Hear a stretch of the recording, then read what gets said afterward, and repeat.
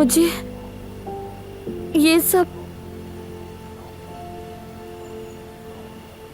मुझे इसकी तवक्को नहीं थी। अच्छा ठीक है, तुम्हारे लिए शायद थोड़ा अचानक हो गया, लेकिन मेरे लिए तो देर हो चुकी है। मैं सालों से तुम्हें चाहता हूं गुल। अगर तुम चाहो तो जवाब देने में वक्त ले लो। साले, ये बात कहना बहुत मुश्किल है, लेकिन मैं ये सोच नहीं सकती। मैं ये कबूल नहीं कर सकती।